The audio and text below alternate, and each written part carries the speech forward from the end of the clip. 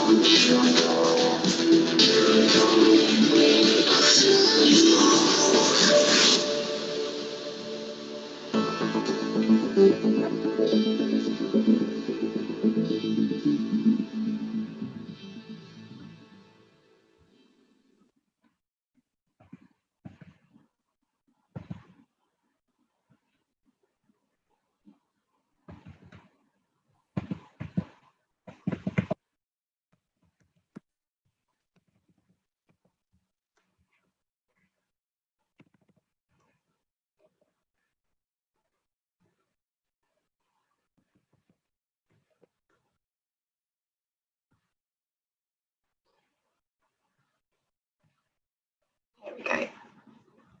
Well, on to the next slide. Now I'd like to introduce Rob to talk through some of the challenges.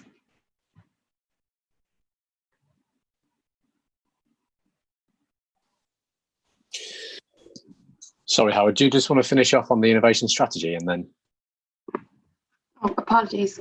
Yeah, so not a problem. So just to bring it down a level, so we have a better understanding now of the scale of the program. What I want to just share briefly is a little bit about innovation at HS2, the department that we work for, and also why innovation is so important in the program. So as you can see, that as a very, very significant undertaking, it's something that it's not only something we have to innovate with in order to deliver within our team, and certainly in a conversation within the senior levels of HS2. Innovation is really underpinning everything we do within the program. We're doing things at a scale and with new technologies and techniques that have never really been done before, and innovation will be driving everything we do. The timescales allow us to start to really develop new ideas, de-risk those and prove them at scale within the time frame of the program, which is a unique opportunity that you don't get in a number of areas of innovation, especially if you're normally working to a 2-year product delivery cycle, as most of us in innovation usually do. So our strategy, first and foremost, is really looking around the combined and civil engineering innovation technologies, and that's because of the huge amount of effort that we are now putting into the establishment of the infrastructure. So we're really looking at that at the moment and looking for a number of partners to help us to do that. As an open innovation program, we build collaborative partnerships between our tier 1, our main works delivery partners, the construction partners, and SME organizations or mid-size organizations who deliver that. To put that into context, of our 100 projects, over 60% of those are collaborative projects where we develop a small joint project between SME organization, larger commercial organizations, and quite often an academic partner. So that's how we are going about delivering. In this second box along, something that we're starting to look at even further as we're now established and we have notice to proceed on the first phase of the project. And you saw a number of those fantastic stations that in the video. The customer experience for our railway is not just whilst you are sat on the train, it is your journey to the train station. it's where you park your car, how you charge your car. It's how you traverse through that station, your retail experience, the time that you spend on the platform, the purchasing of the ticket. So in all of these areas around customer experience, we feel there is a huge scope for new and digital innovative ideas and understanding of how we interface better in the railway of the future. So in future cohorts, we will be looking for ideas in that space, and Rob will allude to that in a little bit. And then the final part of our strategy, which I want everyone to really understand, is it goes beyond the scope of a railway. We are investing a huge amount of money into the United Kingdom. That money, we should leave a legacy behind in terms of our innovative contribution. That could be the new businesses that have grown and exist around our program who go on to be world leaders and offer services beyond the shores. It could be new academic excellence where people developing high-speed rail stop going to Japan and China. In fact, they start to come to the UK because we're the best in class. It could be the changes that we have on our sites in terms of keeping people safe and well to make sure that all of construction benefits from the innovation that we do on HS2. So I want people to bear that in mind, that we are looking to change the fabric of innovation within the UK.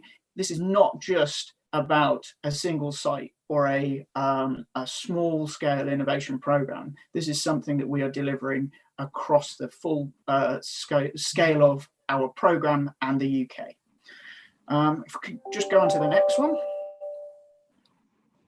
So in order to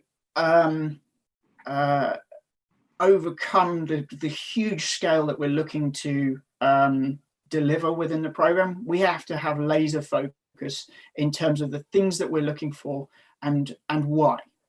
So we've broken those down into 4 key areas of interest that we work with across all of our organization and also our broader supply chain and engineering support functions.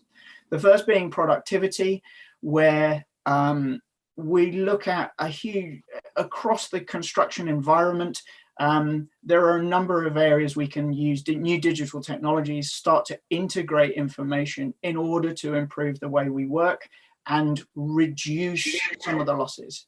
So some of the other areas that we see great development. So if you look at the factory environment now, it's infinitely more productive than it used to be as they have developed new data and integrated more things. Environment is at the forefront of everything we do, both in construction and operation. We need to understand what we can do better.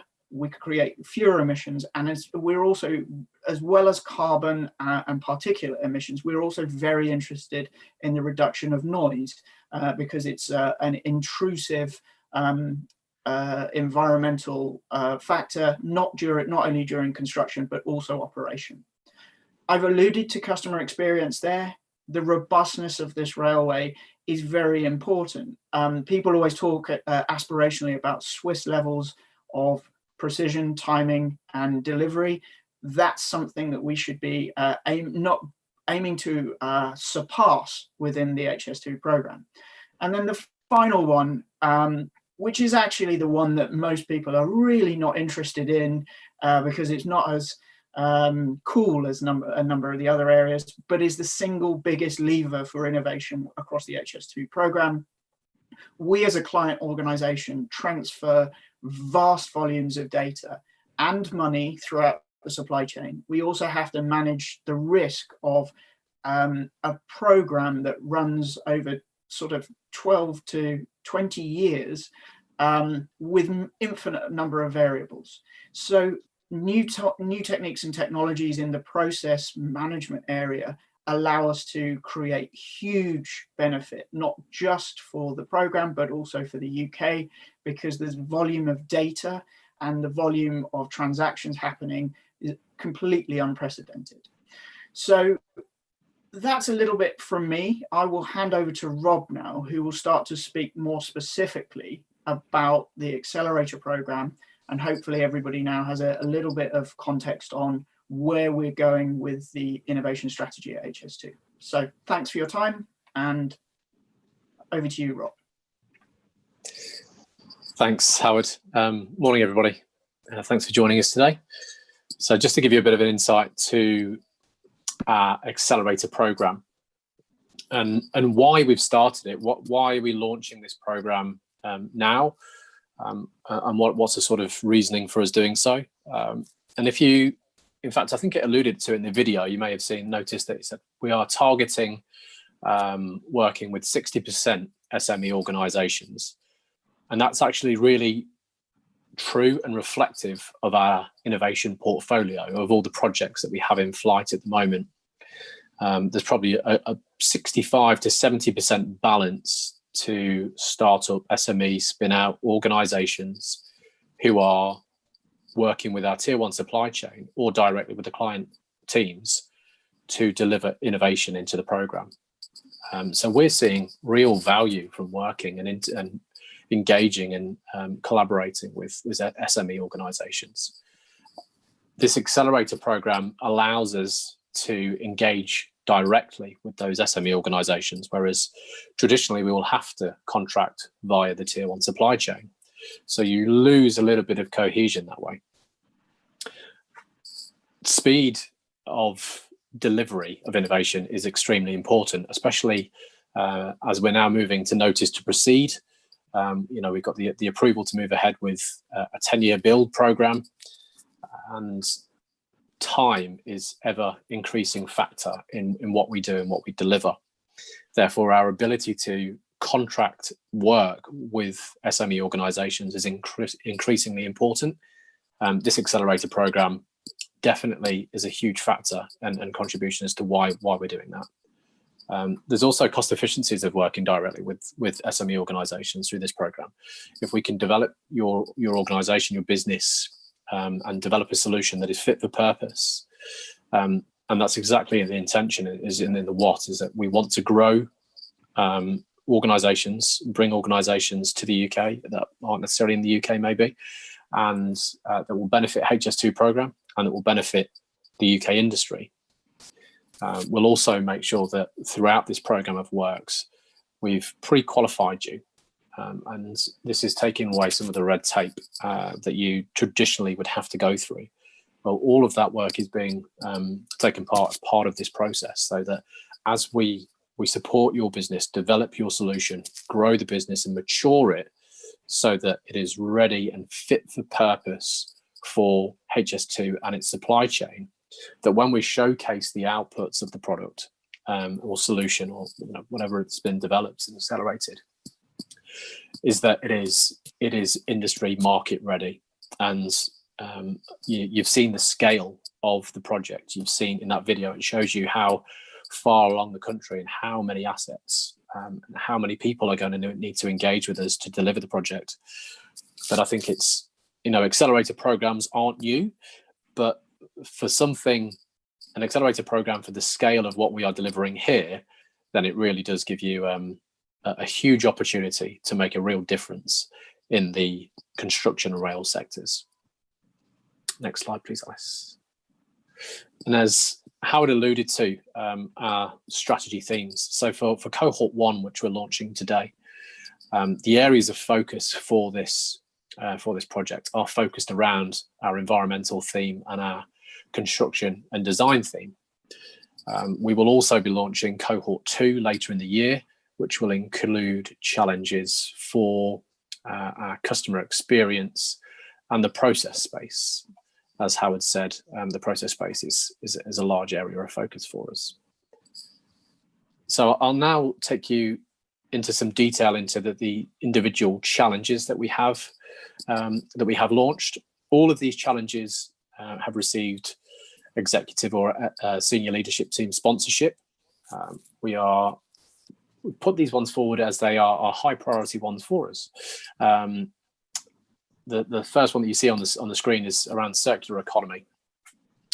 So we believe that circular economy is simply more than recycling, and it involves the entire life cycle of a process and creating value by reconsidering what might be seen as waste or losses, and identifying some opportunities to achieve some better whole life outcome or cost from those products, materials, whatever the subject may be.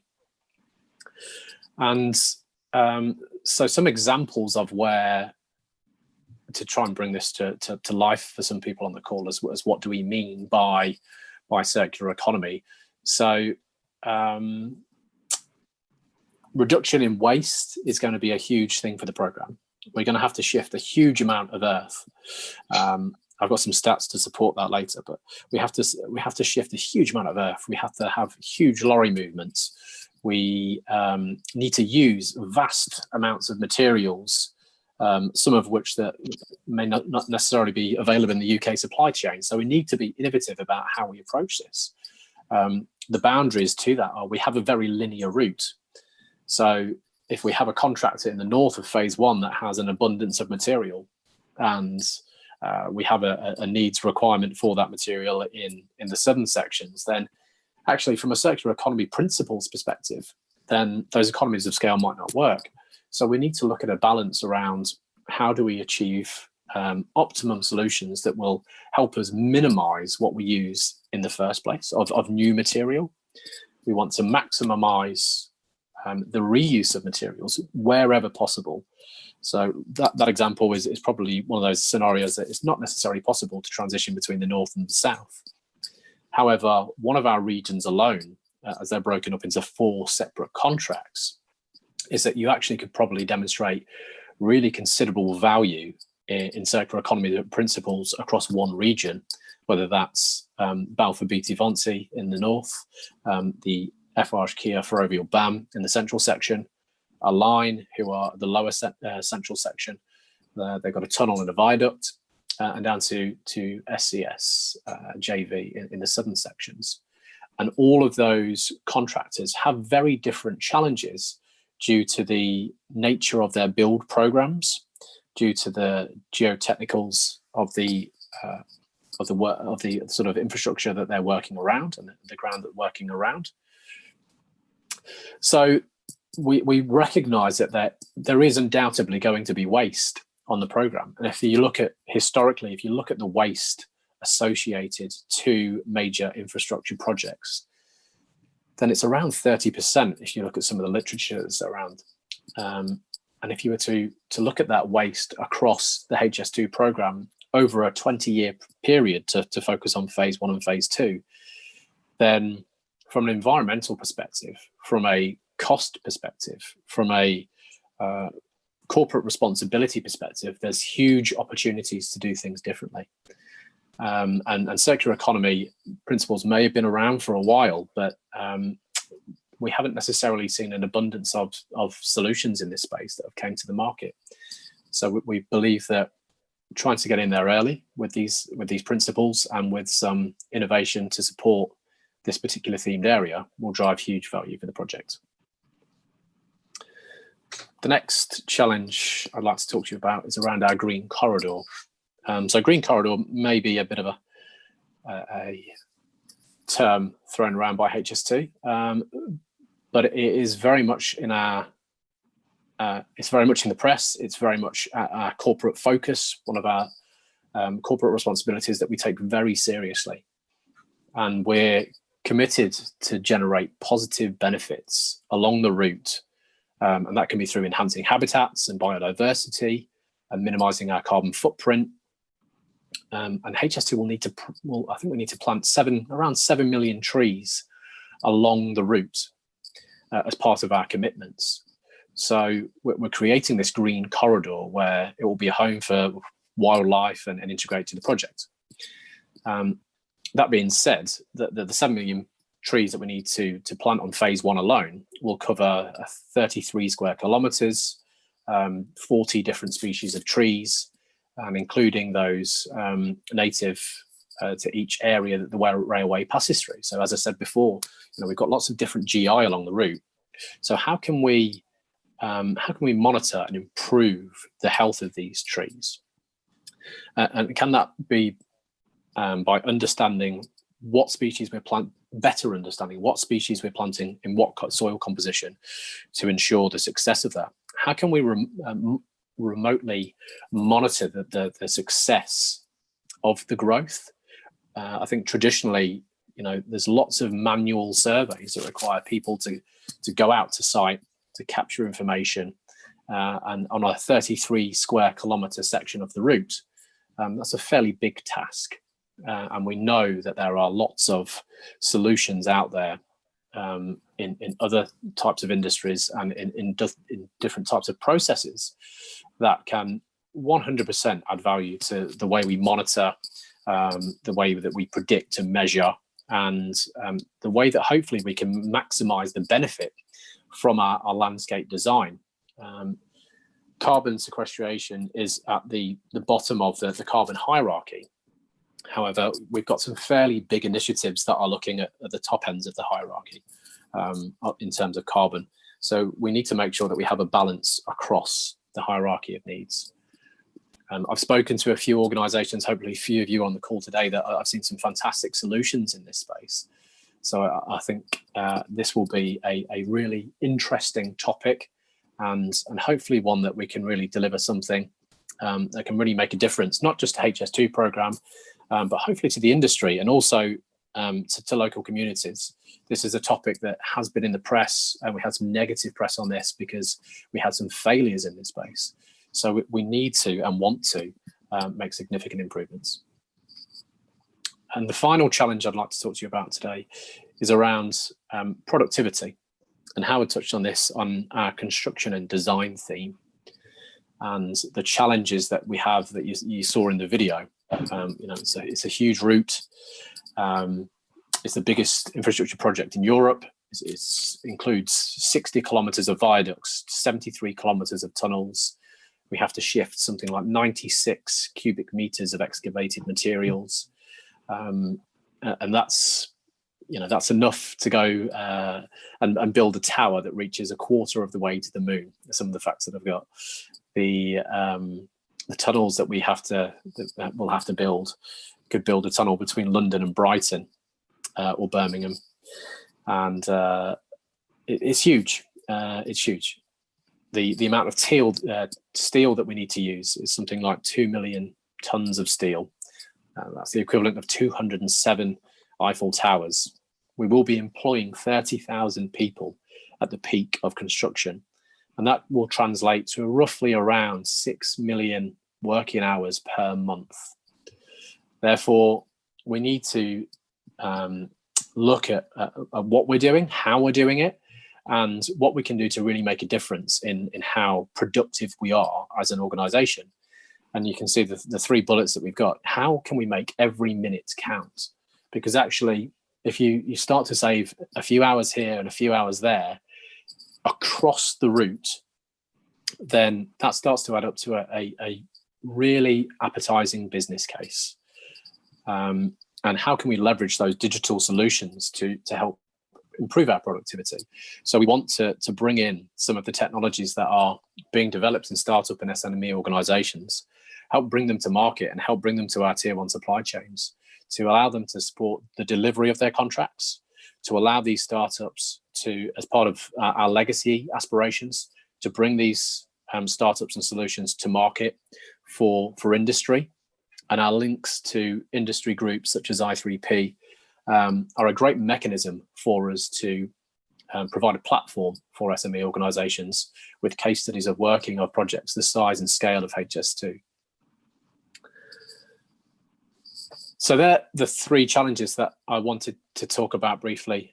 There will be an opportunity for questions and answers at the end, and there is Q&A function on the chat as well. So please do chip in with those questions as and when you need to. Now I'd just like to hand over to Kath Fuller, who'll be able to talk to you about the Bruntwood site at Innovation Birmingham campus. Thank you.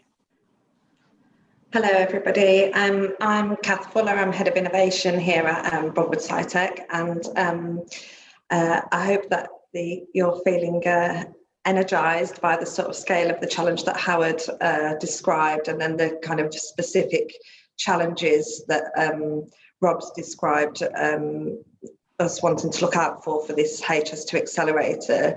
I'm just going to talk through a little bit about the physical location of the accelerator, which is the Innovation Birmingham campus here, and then actually how you can apply to be part of the accelerator, the assessment process, and what joining, if you're successful, would look like in the final sort of stages.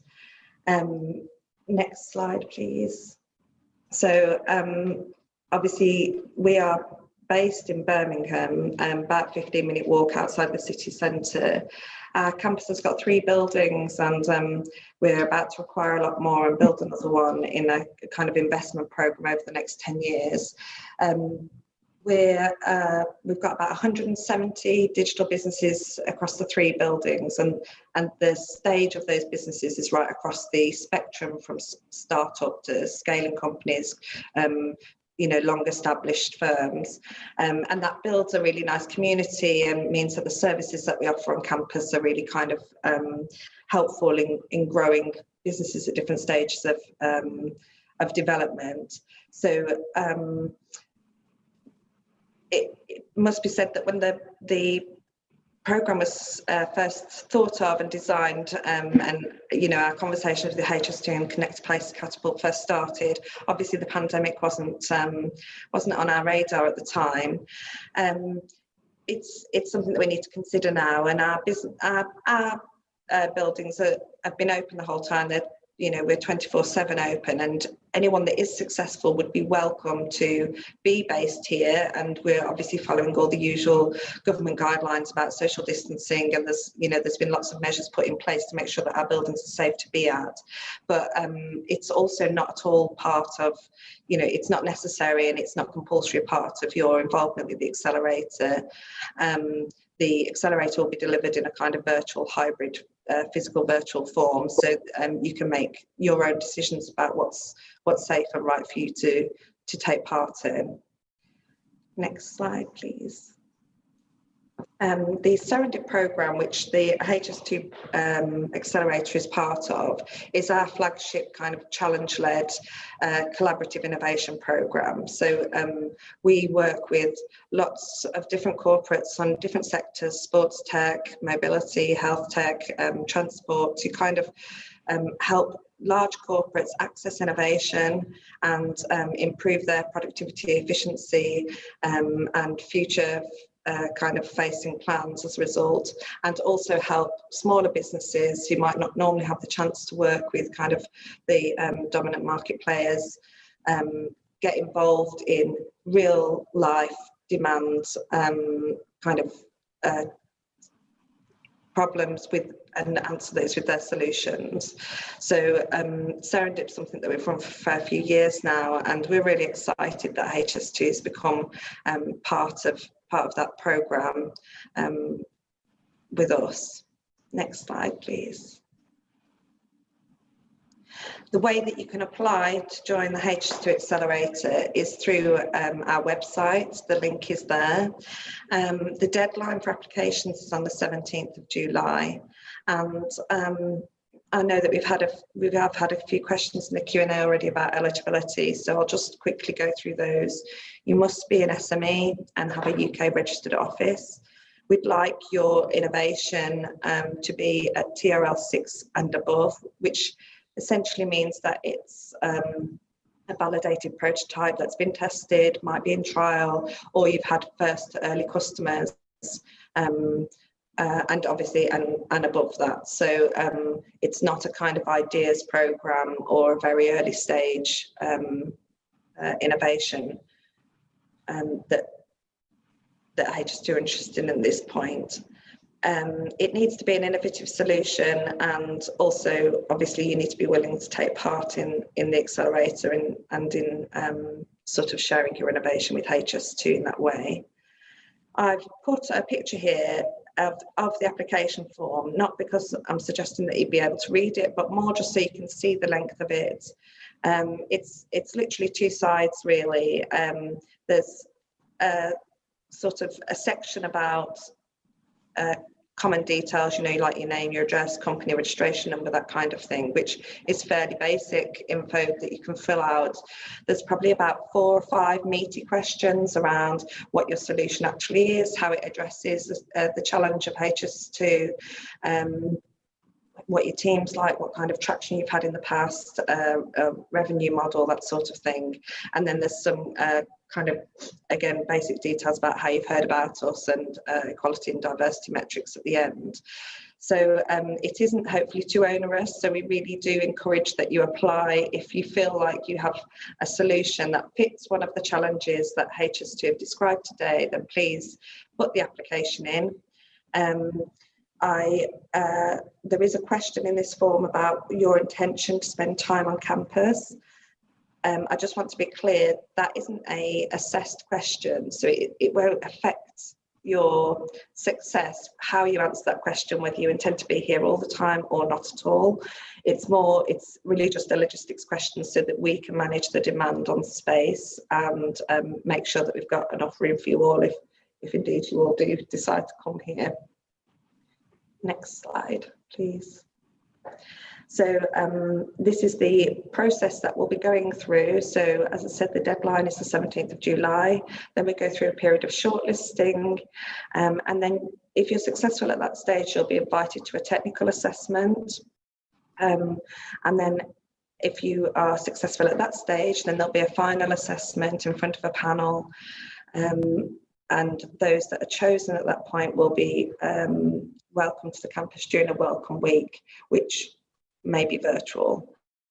The actual programme will run for 4 months, and it kind of covers specific HS2 challenge-led growth and development of your idea, as well as more general technical business development, and also obviously you'll be involved in our innovation community here. So there's lots of activities that go on which you can take part in as much as you want to. At the end of the 4 months, there'll be a kind of graduation from that programme, and you'll join our alumni. Next slide. So the technical assessment is due to take place on the 13th, 14th of August. And in that assessment, we will be looking at the technology viability. So the actual kind of viability of the solution that you're providing or suggesting will fit the challenges of HS2. The scalability of your idea, and, you know, Howard and Rob both talked about the scale of the issues. The scale of the magnitude of the HS2 project in its entirety, and so the scalability of your product is important, and also the technical external environment, so our kind of experts' knowledge of the upcoming regulations, market trends, policy implications that might affect the implementation of your solution in practice. After that stage, on the 25th of August, will be the final assessment, and this will be a pitch again in front of a panel where we'll talk more, delve more into the kind of the team that's presenting, the solution that you have and how well it addresses the challenge that HS2 have, the traction of your company already, any competitors, and the kind of position you're in the market. The product itself, as well as the business model, financials, and kind of existing investment or exit plans.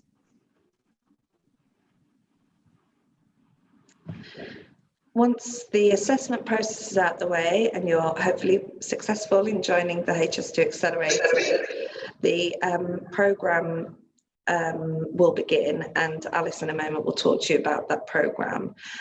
Alongside that programme, obviously you'll be welcome to our community, and so as a result of that you'll experience the kind of innovation services and business support help that we have here.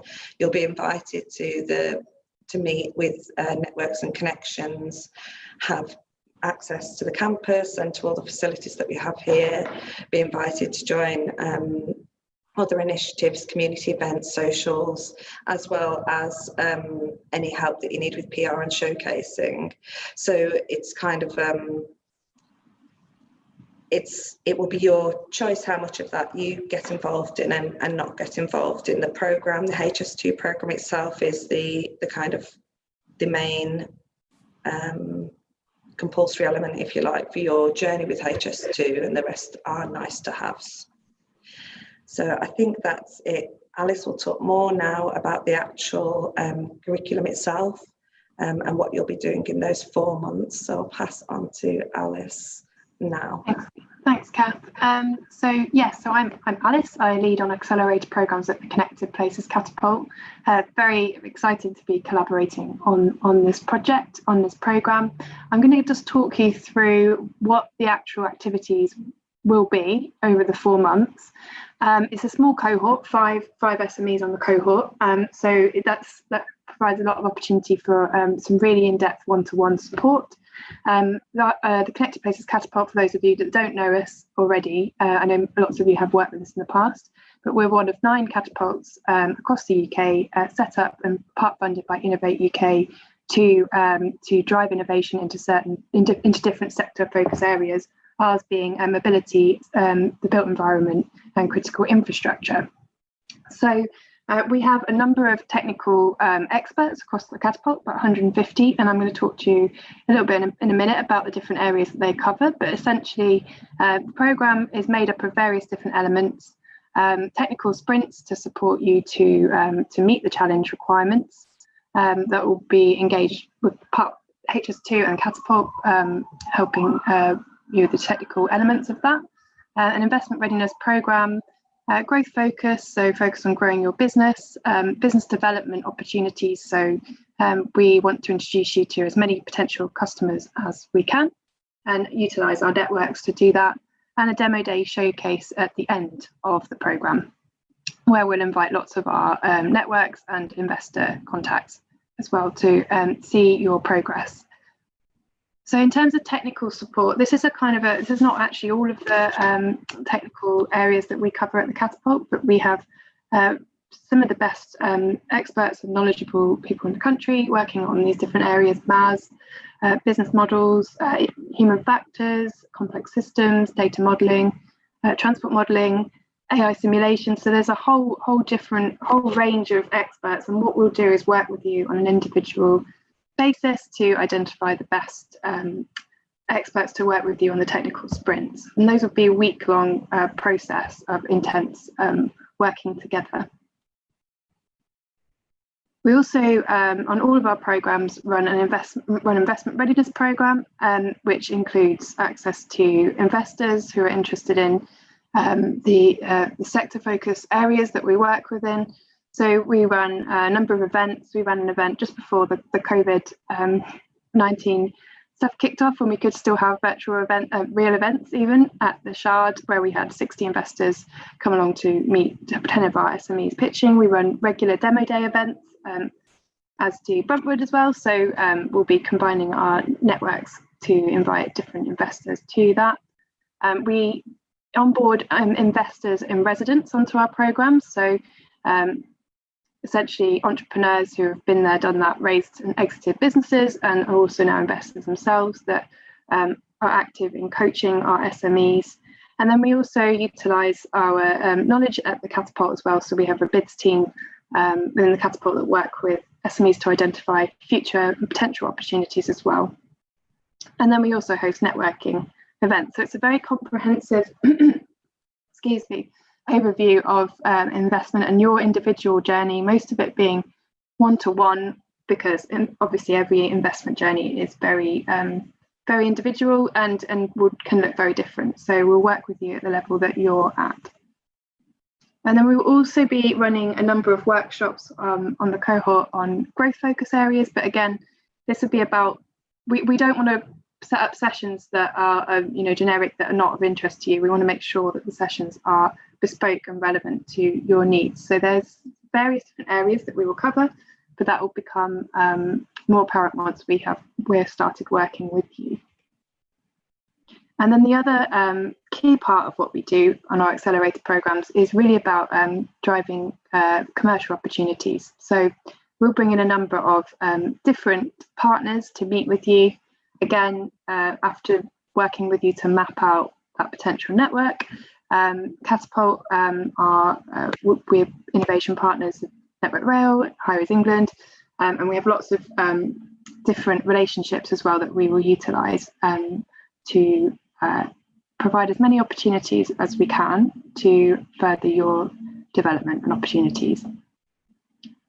And this is joining a network of alumni of SMEs that have been through our other programs. An example of this being our Intelligent Mobility program, a program that we set up a couple of years ago with Wyra, who are a spin out of Telefonica, the innovation arm, and they at the moment is set up to meet the challenge requirements of Hyundai, Ferrovial Services and Amy, and we're just launched our 4th cohort of that, and these stats here are just demonstrating the successes of cohorts 1 to 3. We've had over 30 trials that have on through this program. We've selected over 29 SMEs. Collectively, just on the programs, during and after the program, not including all of the investment raised total, but on just looking at that bit, they've raised over 37 million. We've worked with over 6 corporate partners, and they've achieved over 2.5 million in CR&D funds. So we have a really successful community of SMEs, and once the program is finished, the 4 months is over, we would not look to end things there. We would continue to offer opportunities through our alumni network and onboard you onto that. And there's just lots of exciting things that go on all the time. So I'm happy to provide more information about that, but just to let you know that it's not the end at the end of the 4 months. And that's generally it for me in terms of the curriculum. I think we've got slightly took longer than we had expected, but it was a very comprehensive overview of the innovation challenges of HS2 and where we're going with this and what we're looking for. So hopefully that would have answered some of your questions, but I'm going to hand over the reins to Nick now. And then I'm going to field the questions. So first question I can see is, do you have any specific success metrics for the accelerator? So in terms of the success metrics, what we're looking for here is to obviously onboard 5 SMEs and SMEs that meet the different challenges. So we're looking for 3 SMEs from the productivity challenge, 1 from the green corridor and 1 from circular economy. So each of the success metrics will be set individually, obviously based on the different challenges and the solutions that are being presented. So that is something that we towards the end of the accelerator we'll have specific success metrics for you as a company that we would like to help you to achieve, but also in terms of meeting the challenge requirements as well. They'll be set on an individual basis. I don't know if anybody else has anything to add to that. I'd just say there's some flexibility on that criteria as well. We've sort of set a prerequisite that we think it might be a 3-1-1, but there is absolutely flexibility. If we have some great ideas submitted to the Green Corridor Challenge, it could end up as a 2-2-1 or whatever the intake might be. I think in terms of end success, from a cohort of 5, then really we're looking to have 2-3 solutions at least that we would take forward and implement onto the project. Yeah. I have a question for everyone on the panel. What most excites you about the HS2 Accelerator, which I think is a very nice question. I think for me, it's the opportunity to bring together these different organisations around the table and all the collective networks and expertise that we have to support SMEs to grow and thrive and to meet these specific challenge requirements. Very, very much looking forward to what solutions come forward. I'm expecting there'll be some really, really interesting ones and to reading those.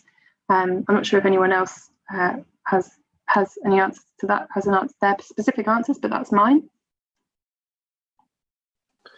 Yeah, I guess. So from a HS2 innovation perspective, like I said earlier, we really see the value from working with startups, SME organizations, because you have really interesting, exciting solutions. And working with you in this partnership is the thing that has really got us as an entire team excited about this whole initiative. And the success that, one, hopefully that, part of the role as an innovation team is that we enjoy the success of maturing businesses.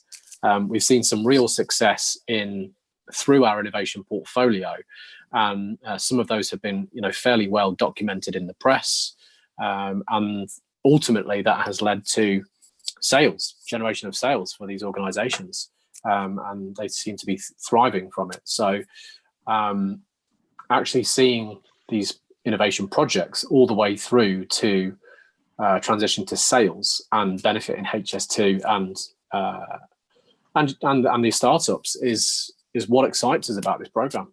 It's fairly unique for something this size and scale. Yeah. For the tier 1 suppliers working alongside SMEs, how will you protect the IP of those SMEs? Would it be necessary for them to share confidential and design data with multiple other organisations?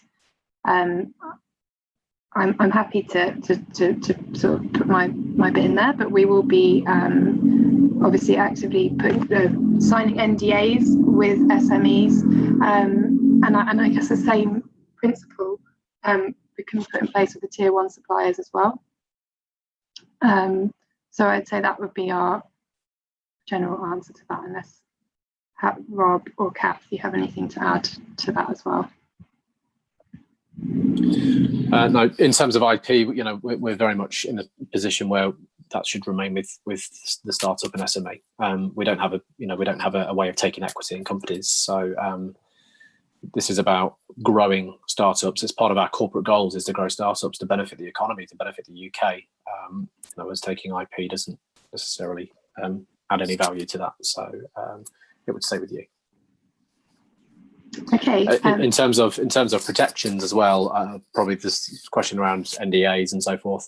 We can put NDAs in place if we need to. We can protect you. We can do what we need to make you feel as protected as possible. But certainly from the outset, it is not the intention of this program to offer your IP to other organisations. With respect to the productivity challenge, what, from your experience in the sector, is the biggest challenge to innovation, or introducing an innovative challenge to productivity within rail construction? That's a big question. So starting an innovation project is easy, fairly easy. Then changing that successful project into an implementation is where it becomes difficult. And that's part of why the focus of this program is to qualify the organizations participating in the cohort so that they are market ready for HS2. We're taking away, or we're supporting you along the way with some of the boundaries, some of the obstacles that traditionally organizations face. So we'll definitely be putting the startups, SMEs that are in the cohort in the best possible position to be utilised and benefited across the project as we possibly can. I think the productivity challenge is quite a broad challenge, and I think that's why it's very hard, I think, to single-handedly choose the biggest challenge to innovation in that area. But we are looking for, as we mentioned, more SMEs to meet that challenge area. I think recognising that as well. Okay, so yeah, and just to add to that, Alice, it's focused around construction and build. And you saw on the video, the amount of assets, and I tried to allude to the sort of the size and scale of some of the materials that we're using. It's huge. So there's some very big things like our logistics operation is enormous. The amount of material that we need to move and excavate is huge. The amount of concrete and steel that we use, and the amount of paperwork that is recorded in those activities is, colossal. So the whole focus of the Accelerator program is steered towards digital solutions, because that is what can be sort of rapidly prototyped and developed in a short space of time. And those digital solutions, I think someone asked the question, they can apply to process focused things, as long as we can demonstrate an initiative and a benefit to the productivity of the program. Yeah, and I think on a follow-on question from that is, how do we actually measure productivity? Is it hours worked or costs? And I would say it's probably both, isn't it? I mean, the 6 million hours a month is a very significant number. So I think, yeah. Okay, and if there's a question around, can aspects of the engineering work associated with the innovative solution be completed? I think it says I think that means that's meant to say outside the UK. It's really important that the companies that apply are UK-based companies. In terms of outsourcing work outside of the UK, I'm not sure, Rob. I might pass that one to you. So as long as the idea is, we're open to working with international companies. The sort of statement that I give to that is that we want to ensure that those organisations have a UK registered office, and they are then at the end of the programme starting to deliver value to the UK industry, to the project, to the UK industry. That's part of the whole incentive for this initiative. So, we don't necessarily want to be funding startups, international startups, if their sort of end goal is not to deliver a benefit to the UK.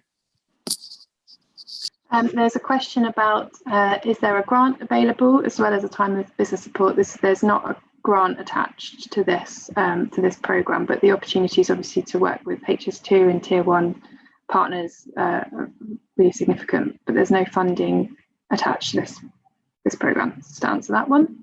And there's a practical question. There's a section in the application form where we can upload our pitch deck. Is that needed part of the evaluation at this stage?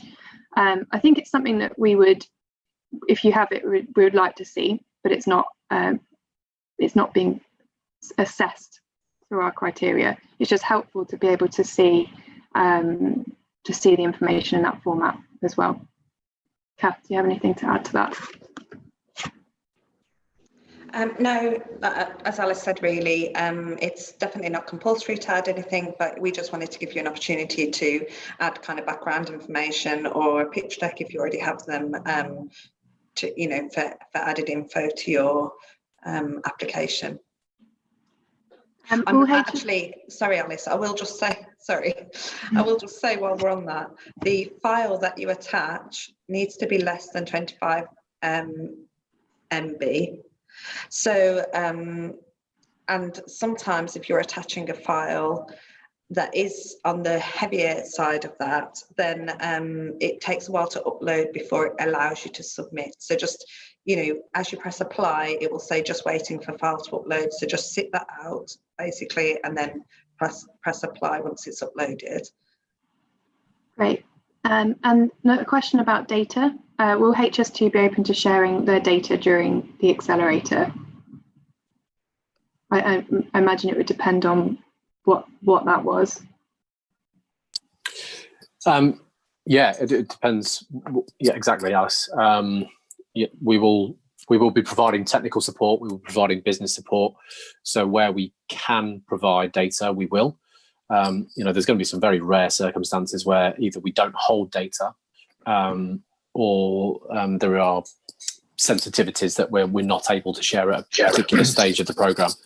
I'd say the majority of the time, yes, we'll be able to share data. I think, Rob, it's Andrew. Yeah, I think every idea or every successful cohort member we will treat individually and give them the best support we can from the perspective of HS2 to ensure success. So, yeah.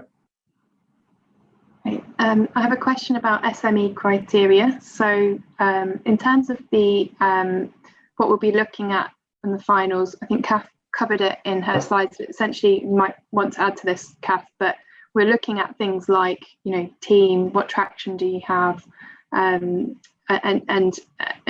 what have you done so far, and how viable. So our tech due diligence will be looking at technology viability as well, with our technical experts at the Catapult. Kath, do you have anything to add to the criteria bit? Not the criteria, but I'll just give an SME definition because there's been a few questions about that. So an SME is a company that's got less than 250 employees and a turnover of less than 50 million euros. So that's the definition that we use.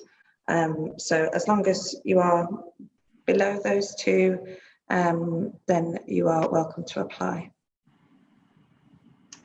And so with the SME criteria as well, I'd say the other key one is really maturity. We're not looking for really late stage companies, but we are looking for companies, as Kath said before, that are TRL 6 and above. So you have an MVP, and you have some, you know, sort of proof of concept, and you're able to demonstrate that it works, essentially. So that's what we'll be looking at in the technical assessment, as well as things like, you know, what regulatory issues are there? Are there any potential technical failure points? So we'll be working with you on those. And in the finals, we'll be looking at, more on the commercial side, team traction. And in terms of scoring, that's what we'll be looking at as well.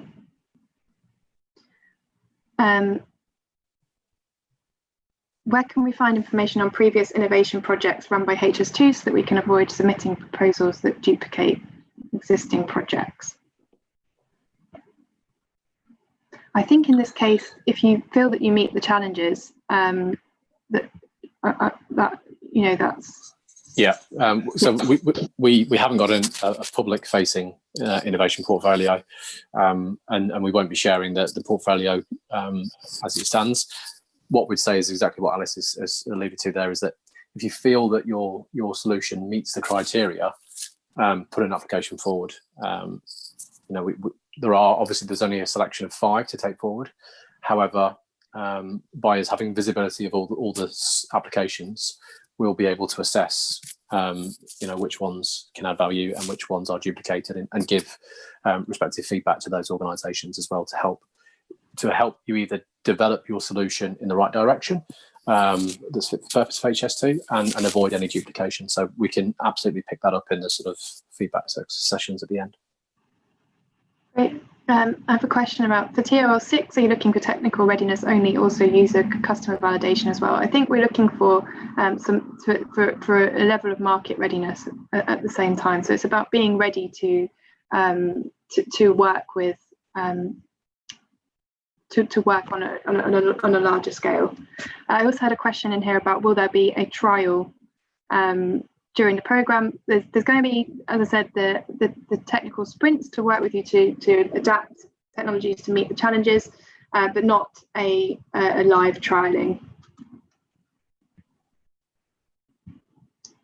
Do we have any security requirements that we need to consider in our application?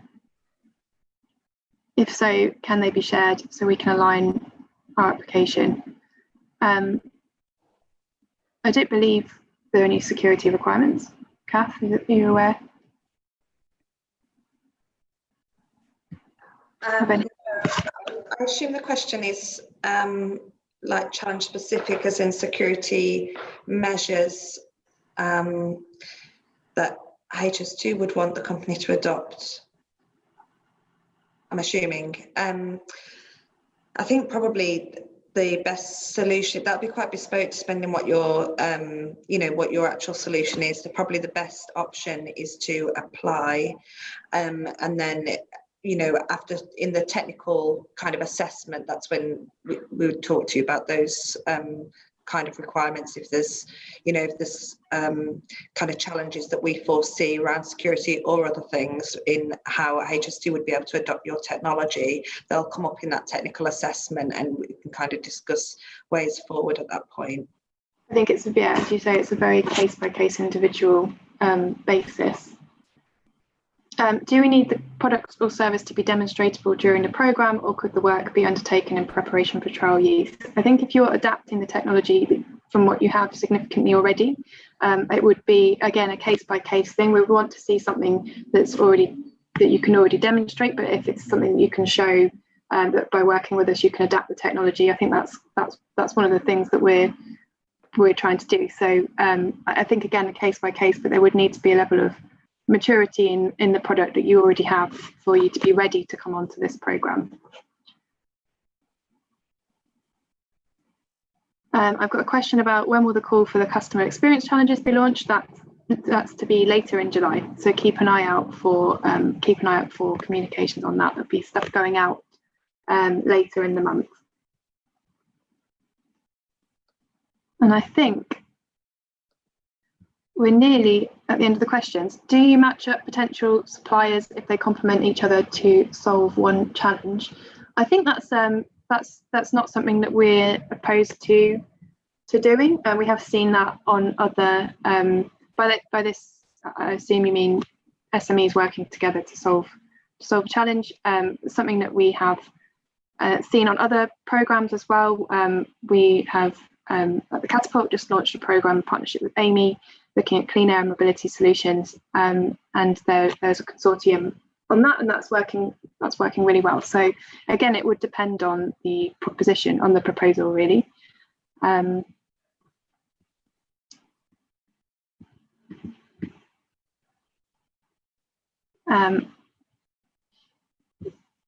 HS2 is already using some technology that we could build on. If we feel that we can offer productivity innovation based on what is existing, can we still apply?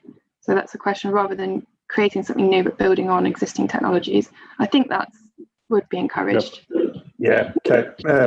Alice, 100%. I think it goes back to what we're defining as delivering benefit or value to the program. So 100%. Okay.